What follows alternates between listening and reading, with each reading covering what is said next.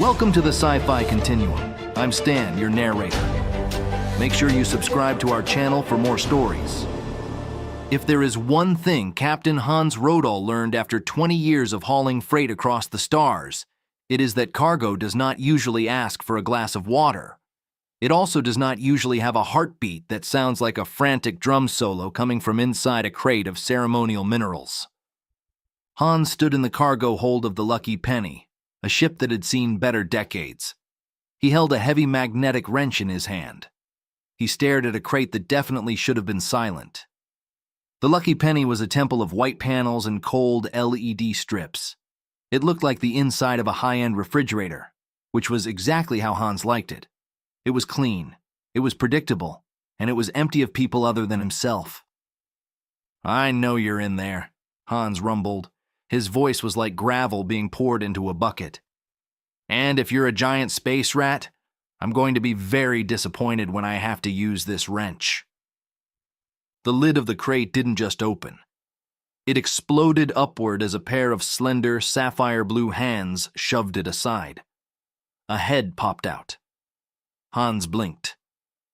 He had expected a smuggler or a rodent. He had not expected a woman who looked like she had been designed by an artist with a very specific, very vivid color palette. She had skin the color of a clear summer sky on a high-oxygen planet. Her eyes were a glowing yellow-green, wide with terror and excitement. Her lips were a vibrant, shocking shade of orange. She wore a tight white jumpsuit that left very little to the imagination. The fabric strained over her curves. A deep U-shaped cutout at the chest showed more of that smooth blue skin. Her brown hair was shoved into a messy bun, but several strands had escaped to frame her face. "Please!" she gasped. Her voice was musical, even when she was panicking. "Do not throw me into the vacuum! I am very small and I do not take up much room." Hans lowered the wrench. He rubbed his face with his free hand. "You're a native from the planet I just left, Xylos 4. We haven't even established a formal embassy there yet." "I am Tixa," she said. She climbed out of the crate with the grace of a cat. "And Xylos is very boring. It is quiet. It is slow. Everyone eats the same moss and sings the same songs. But your people, the humans, you are loud. You are messy. You build things that fly across the darkness. I had to see it. I had to know if the stories were true." Hans looked at her. She was barely 5 feet tall, but she radiated more energy than his ship's main reactor. "You're a stowaway.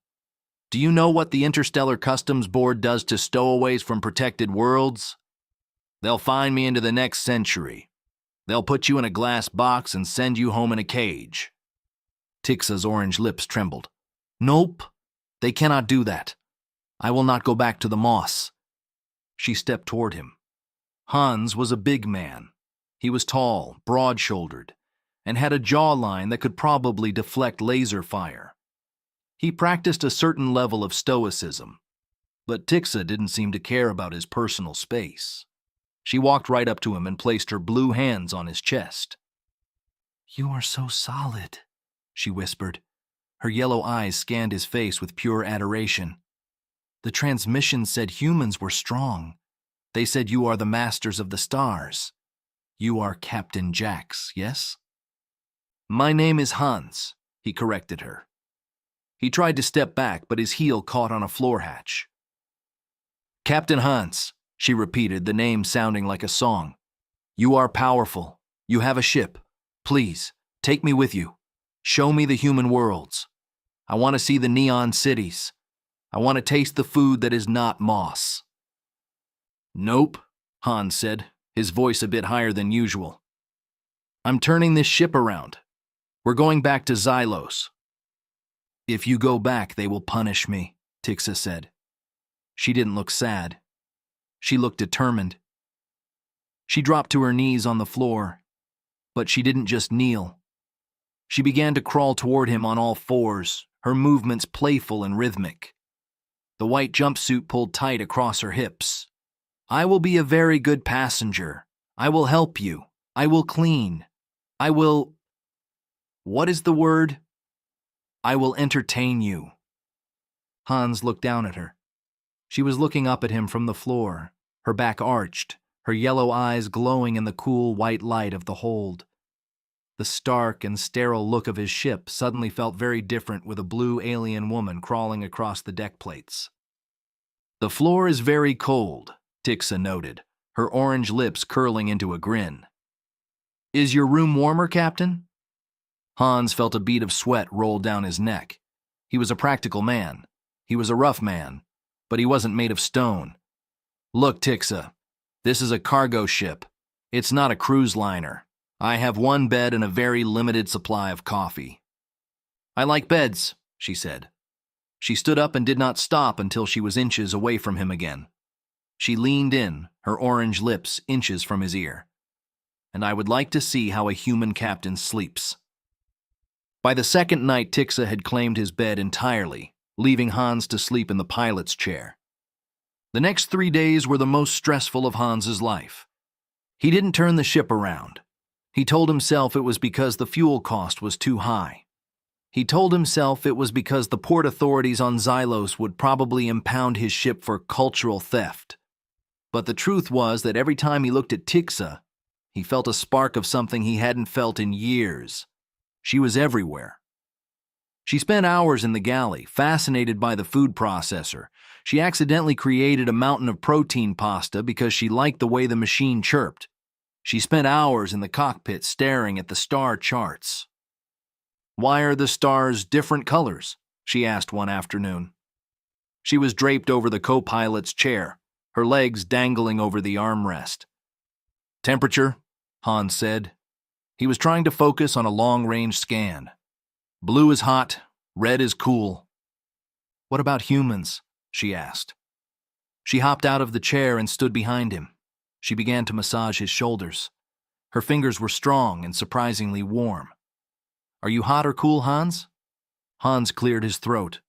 I'm operational, Tixa. Nope, she whispered. She leaned over his shoulder, her chest pressing against the back of his head. You are very hot. I can feel it. You have so much blood in you. On my world, we are very still. Our hearts beat once every minute. Dealing with you is like being next to an engine. Hans shouldn't have done it. He knew it was a mistake, but he reached up and took her hand. Her blue skin felt like silk. We're docking at Sector 7 in 6 hours, Hans said. It's a trade hub. It's crowded. It's dirty. You need to stay on the ship. If a customs agent sees you, we are both in trouble. Will you come back to the ship? She asked. I have to deliver the minerals, he said. Then I'll come back. Good, she said. She leaned down and kissed his cheek. Her orange lips left a faint glowing smudge on his skin. I will be waiting in your bed, Captain. It is much more comfortable than the cargo crate. Sector 7 was a chaotic mess of neon signs and rusted metal. Hans moved through the crowds of humans and droids, his mind spinning. He delivered the ceremonial minerals. He collected his credits. He even bought a small electronic translator and a box of high-end chocolates. He told himself the chocolates were a peace offering for when he eventually had to tell her he was taking her to a neutral colony. As he walked back to the docking bay, a port official stopped him.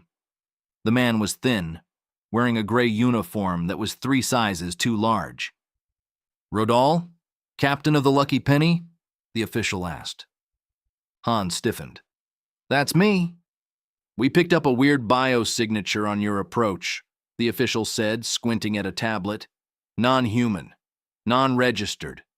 You hauling livestock? Hans didn't blink. He used his best grumpy freighter pilot voice. It's a Xylosian swamp lizard. Keeps the vermin out of the vents. I have the permit for a Class 4 pet. The official looked at the tablet, then back at Hans. Hans was a big, intimidating man. He looked like he had spent the last decade fighting off space pirates. The official shrugged. Class 4, huh? Just make sure it doesn't escape. Those things have a weird bite. Nope, Hans said firmly. I keep her on a very short leash. He hurried back to the ship. his heart hammering in his chest. He closed the airlock and locked it with a heavy thud. He walked through the white geometric hallways of the Lucky Penny, heading straight for his cabin. When he opened the door, the room was bathed in the cool light of the overhead LEDs. Tixa was there. She had ditched the white jumpsuit. She lay sprawled across his bed, completely bare, her blue skin glowing softly against the gray sheets. She looked like a work of art. Her yellow-green eyes were bright with anticipation. "You are back," she said. Hans stopped short in the doorway. His eyes lingered a moment longer than he intended before he forced himself to move. He dropped the box of chocolates on the small desk. "We almost got caught. I had to lie to a Federation official. I'm a criminal now, Tixa." "Is being a criminal fun?" she asked. She sat up, her messy bun finally falling apart. Her hair cascaded over her shoulders as the sheet slid down to her waist. "I think you like it. I think you like the danger." Hans walked to the side of the bed. He looked down at her. "You shouldn't be here. You should be back on your quiet planet, eating moss." "Nope," she said. She reached out and grabbed his belt, pulling him closer. "I want to be here. I want to be with the big, strong human who lies for me." Hans let out a heavy breath. He reached out and touched her face. She leaned into his palm. "You're really going to be the death of me," he whispered. "No," she said, her orange lips curving into a wicked smile. "I am going to make you feel alive." She pulled him down. Hans didn't fight it this time. He was a man of action, and for the first time in his life, the action had nothing to do with cargo or engines. He moved over her, his large frame dwarfing her small, lithe body. The contrast was incredible, his tanned, rough skin against her smooth, sapphire blue flesh. He kissed her orange lips, and they tasted like nothing he had ever known, sweet and sensual. Tixa let out a small, chirping sound of delight. Her hands roamed over his back, her fingers tracing the muscles of his shoulders. "So solid," she moaned. "So warm." Hans found the zipper on his own flight suit and shed it with frantic haste. When he pressed his bare chest against her, Tixa gasped. Her skin was sensitive, and every touch seemed to send a jolt through her. He moved his hands down her body, marveling at the curves of her hips. She was built like a human woman, but her proportions were perfect, almost ethereal. He explored the V of her chest, then moved lower. She arched her back, her yellow eyes dilating until they were almost entirely green. "Hans," she whispered, her voice a melodic hum. "Show me. Show me everything." He did. He was careful at first, worried about her smaller frame, but Tixa was surprisingly strong. She wrapped her blue legs around his waist, pulling him into her. When he finally entered her, the sensation was overwhelming. It was more than just physical. It felt like a connection between two different worlds. Tixa's breath came in short, sharp bursts. She gripped his arms, her nails digging into his skin. She wasn't quiet. She made those beautiful chirping sounds that grew louder and more frequent as he moved within her. Hans lost his usual stoic control. He groaned, his voice deep and primal, as he buried his face in the crook of her blue neck. The cool white lights of the cabin flickered as the ship's power cycled, casting long shadows across them. They moved together in a frantic, wonderful rhythm. It was messy, it was loud, and it was exactly what Tixa had wanted from humanity. When the end came, it was like a supernova. Tixa cried out, her body trembling beneath his. Hans collapsed against her, his heart racing like a ship jumping to warp. They lay there for a long time, both of them breathing hard, the only sound the distant hum of the Lucky Penny's life support. Tixa ran her blue fingers through his hair. "That was much better than the transmissions described." Hans chuckled. It was a low, rusty sound.